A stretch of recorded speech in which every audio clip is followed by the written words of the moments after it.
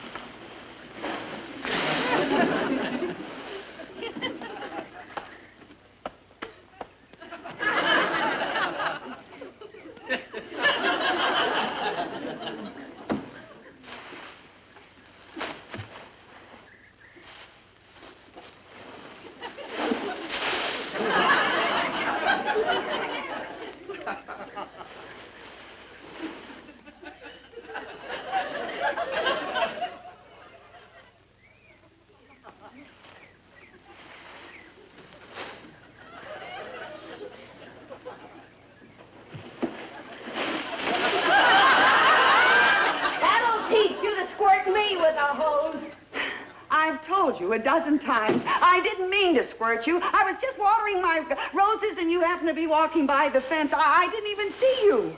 A likely story. Well, it's the truth, Mrs. Tobin. The absolute truth. I didn't even know you were there, so help me. Now, do you believe me? Mrs. Tobin, I've tried to be a good neighbor ever since I moved in here, but you have made that impossible. I didn't complain when you ran over my hedges in the garden, and I didn't complain about those noisy parties that you've had either, and I didn't say a word. Mrs. Stevens, you're going to smudge my hollyhocks. Mrs. Tobin, I am burning the leaves that you dropped into my yard, so for your information, you're smudging your own hollyhocks. Mrs. Stevens, will you please put out that fire at once? Are you kidding? If you don't want your hollyhocks to get smudged, go knit some bonnets for them. Very well. If you don't put out that fire, I will. Well, of all the unreasonable requests that I ever heard. I'm warning you. I'm going to put that fire out myself. Don't you dare come over here, Mrs. Tobin. This is private property, and I will not let you in my yard. You just stay where you are, and I'd like to see you put out the fire in my incinerator.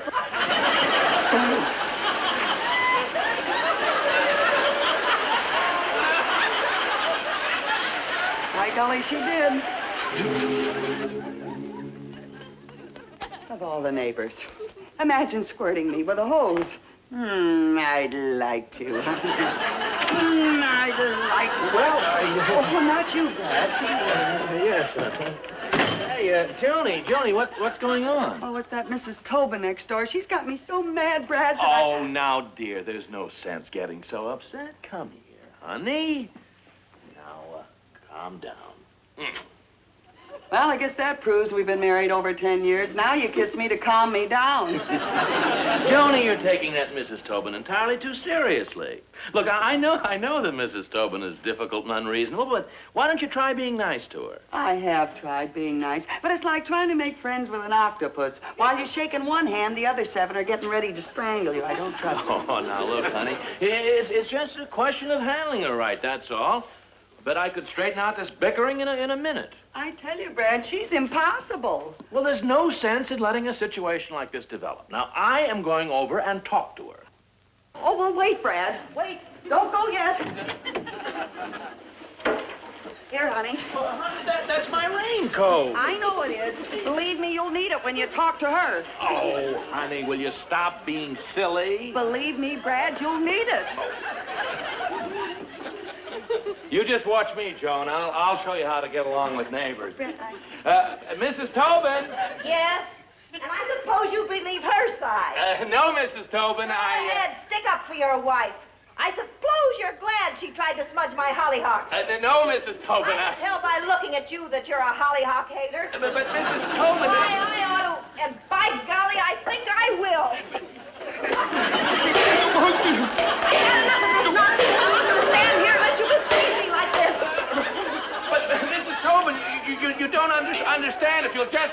just listen to me a moment. I don't have to listen to you and be insulted. I'll teach you to treat your neighbors properly. I'll show you that I can get along without you, Mr. Stevens. Maybe the next time you'll think twice before you come out here and snarl at me. But Mrs. Tobin, Mrs. Tobin!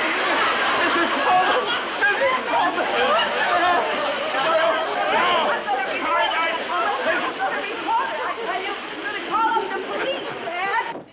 I'll have her put in jail. That's what I'll do. I'm going to call up the police right this minute. Wait a minute, honey. You can't call up the police. I'm going to. I'm going to, Brad, and nobody's going to stop me from making that phone call. Joni, you can't. Don't try to stop me, Brad. I'm going to report that woman. She can't get away with a thing like this. I'm going to call up the police right this minute. Joni, you can't. Why not? We don't have a phone yet. Well, I don't care. I'm going to call her up anyway. I wouldn't care. No, we haven't got a phone yet, have we?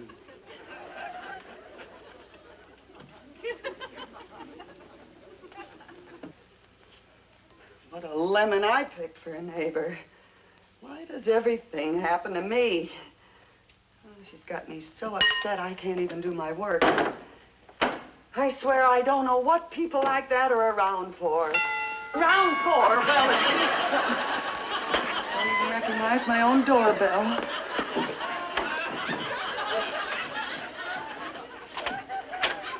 Telephone man, Mrs. Stevens. Oh, am I glad that you finally got here. There's one call that I'm just dying to make. But wait, I haven't got it hooked up yet. Oh, I'm sorry, I got carried away. I want to make a complaint about my neighbor. Well, I'll hook it up right away. Where do you want it? Well, let's see. I guess by the desk would be the most convenient place. Right there. Yeah, this'll be fine. Good.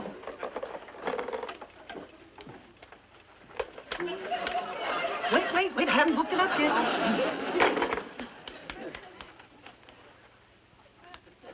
Well, she's just about ready to go. Oh, wonderful. The first call I'm going to make is about that neighbor I told you about. She is the meanest, most miserable. She's ready to go. Well, let her go. The further, the better. I wouldn't care if... Oh, you mean the phone? Yeah, you can make a call right now. Oh, good. No, the Harrisons aren't buying a new car. Well, I got somebody without dialing. What is this, mental telepathy? No, this is a party line. There's not enough trunk lines in this area, so you'll have to share a line. Oh, well, I'll make my call as soon as they get off. Well, I'll work on the extension. Where would you like it? In the kitchen on the counter, please. Yes, ma'am.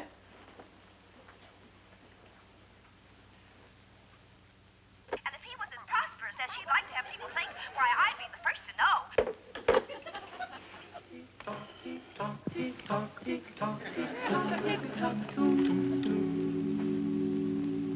I think that what a person does is strictly his own affair. Nobody has a right to gossip about it, even if they do know each other. I got the extension all hooked up, Mrs. Stevens. Oh, well, thank you. Isn't it great to have a phone again? Well, I'll let you know as soon as I get to use it. They'll be off of there in a minute. Thank you. Bye. Bye.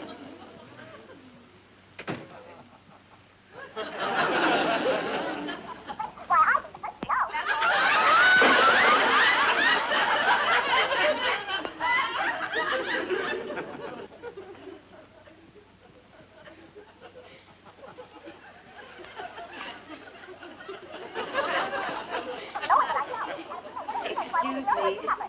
Yes, I know you're on the phone. But I've been waiting for 3 solid hours. Hi, lover.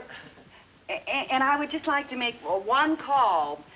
I see we got a phone. Yeah, we got a phone, all right, but it's a party line. Well, why don't you hang up and give the party a chance at it?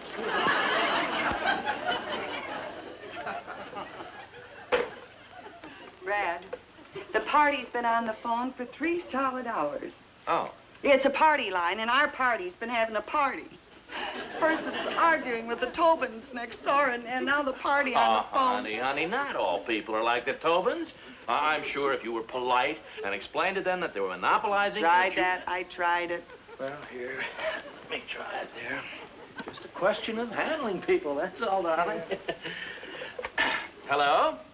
Hello, I'm your new party, and, yes, I know you're on the phone. No, I'm not trying to listen to your conversation. Madam, I am not eavesdropping. I told you I am not eavesdropping. And frankly, if I ever dropped any eaves, it would be right on you. Yes, you heard me. What'd she say, Brad? Who is she? Is that so? Well, I tried to be polite, but I can see it's useless. It's a waste of time. I'm going to report you to the phone company. You're inconsiderate. Intolerable, indecent, improper. And 3 or 4 more ins that happen to escape me at the moment. Not a girl. And another thing, Brad. What is it? Look.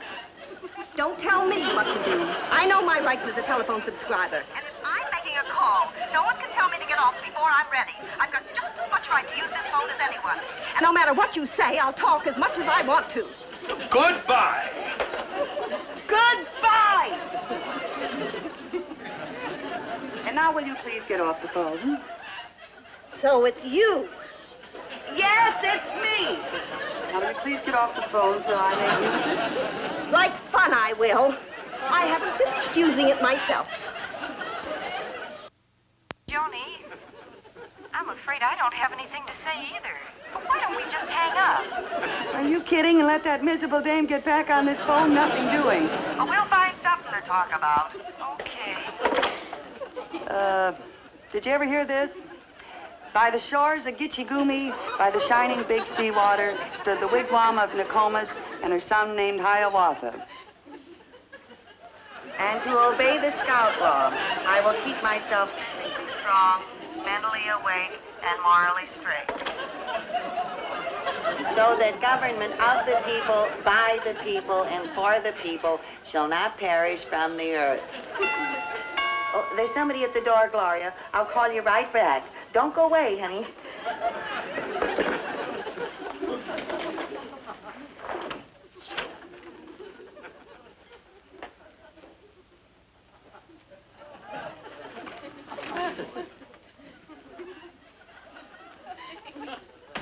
Dear Mrs. Stevens, roses are red, violets are blue. I'm back on the phone again. Don't you wish it was you?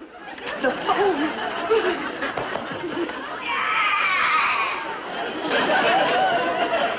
I can be just as tricky as you, Mrs. Stevens. And believe me, it'll be a long time before you use that phone again.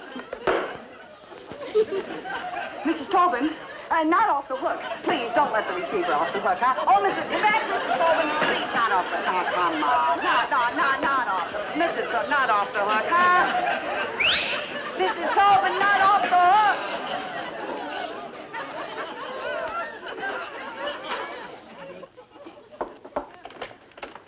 Hi, sweetie.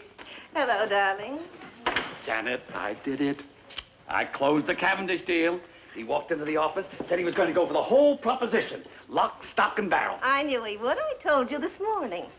Is that the reason for all this splendor? That's right. I knew we'd have something to celebrate. We sure have. You know, it's not every day that I land a $25,000 account. Say, I suppose now there's no reason why you can't make that little trip back east that you've been wanting, hmm? Oh, it would be wonderful to visit the folks again. Hmm. How are our friendly neighbors? Well, I haven't seen him today, but she's about as friendly as a cobra. Every time I try to use the phone, she badgers me in some fantastic way. Oh.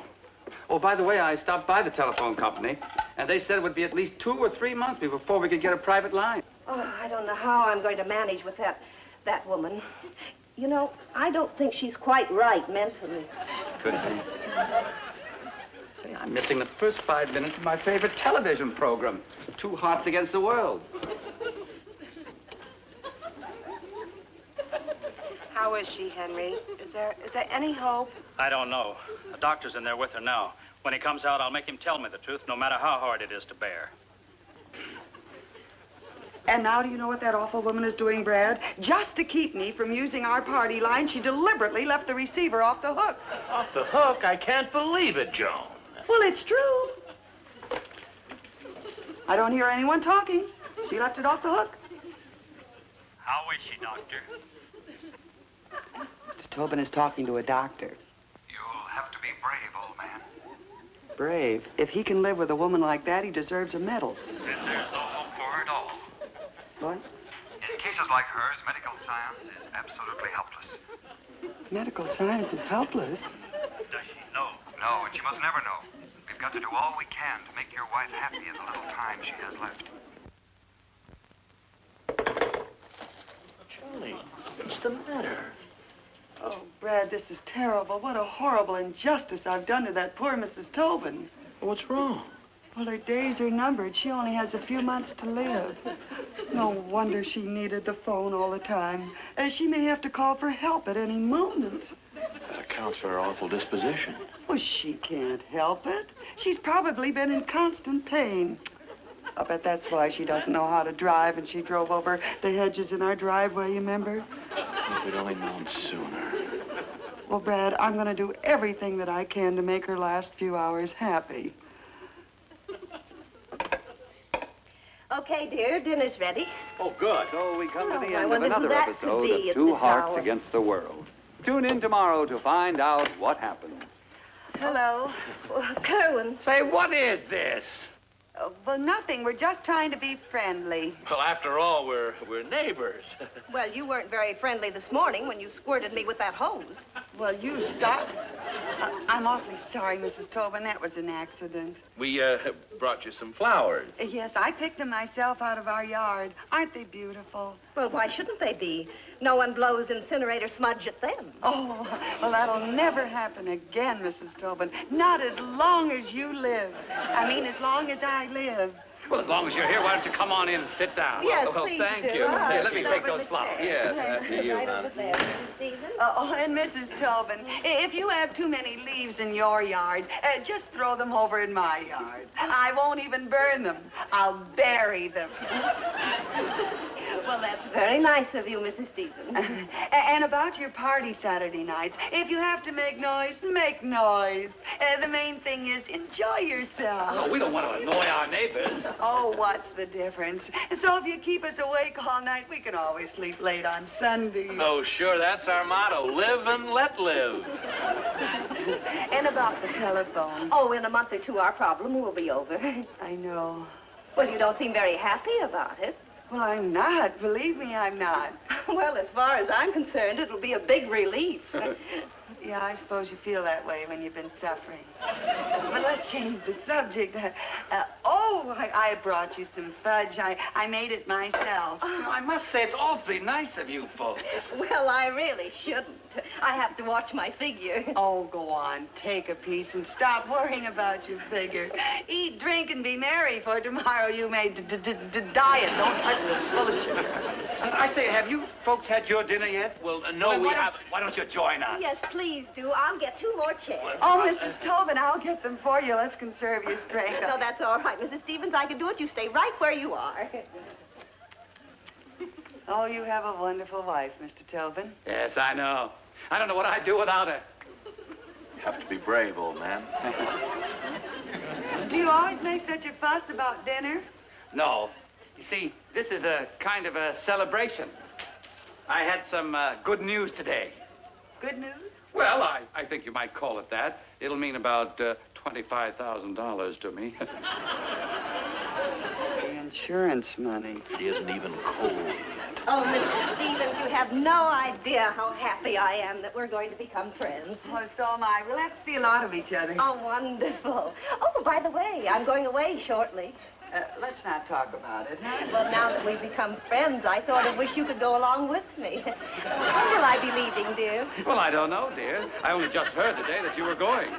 I was terribly disappointed that she didn't go last year. What? As a matter of fact, I've been wanting her to go ever since we were married. Why, you Bluebeard. What are you talking about? This despicable character that calls himself your husband, celebrating because he got the good news today. Why, he can't wait to spend the insurance money. Insurance money? Don't act so innocent. I hate to upset anyone who has such a short time to live, but... Oh, you weren't supposed to know. Honey, what is she talking about? I don't know what she's talking about, and I don't think she does either. Oh, yes, I do. I heard the doctor tell you that she only had 2 or 3 months to live. I heard it with my own ears because you left the receiver off the hook on the telephone there. I heard it. I only had 2 or 3 months to live. Yes, the doctor says that in cases like yours, dear, medical science is helpless. Medical science? She was listening to the television program, 2 Hearts Against the World. You're not dying? No, and don't look so disappointed. You're not even sick? Only at the sight of you. I tried to be so nice. Give me back my candy and the flour. Come on, Brad, let's go. Trying to make trouble between my husband and me, huh? Me trying to make trouble? I only came That's to... right. She was only trying to be kind and sympathetic. You ought to be ashamed of yourself, picking on a poor, defenseless woman. Why, I ought to... And by golly, I think I will. Now, Mrs. Tobin. I've had enough of this nonsense. I'm not going to stand here and... Miss Tobin. You No. mistreat me like this. Now, Mrs. Tobin. Mrs. Tobin, try to understand. Will you please listen to me for a moment? How are you and me insulted? I'll make you so sorry you ever started on me that you'll never pick on anyone again. I'll teach you to treat your neighbors properly. Dennis! Come on, Brad. I'm going to report that woman. That's what I'm going to do. I'm going to call the police and tell them exactly what's going on.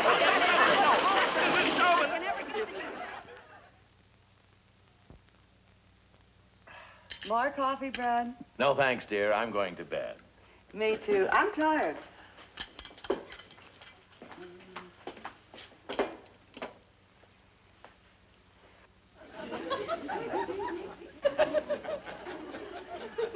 Gosh, it's nice to have friendly neighbors, isn't it, Brad? It almost took a visit from the riot squad to make us realize how friendly we were. Well, I must say the Tobins were very reasonable. Once they realized that it was only an honest mistake that I made about her illness, they forgave me. In fact, they were really touched. It was big of Mrs. Tobin to admit that it was really her fault because she took the phone off the hook. Well, that won't happen anymore. We got all our differences ironed out. There'll be no more fighting over the use of the phone. I can use it anytime I like.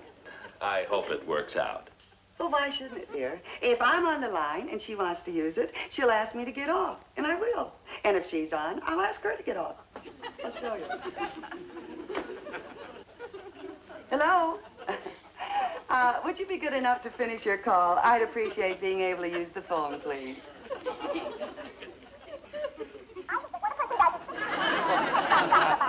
But I only asked if you... Well, Mrs. Tobin didn't get off? Mrs. Tobin isn't even on. The phone company added another party to her line.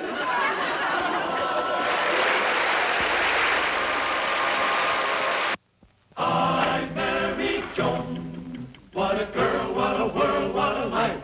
Oh, I married Joan. What a mind, love is blind, what a wife. Doo-doo-doo. Giddy and gay, all day she keeps my heart laughing. Never know where her brain has gone. To each his own. Can't deny that's why I married Joan. Seen in tonight's cast were Sheila Bromley, Dan Tobin, Charles Williams, and Joe Devlin.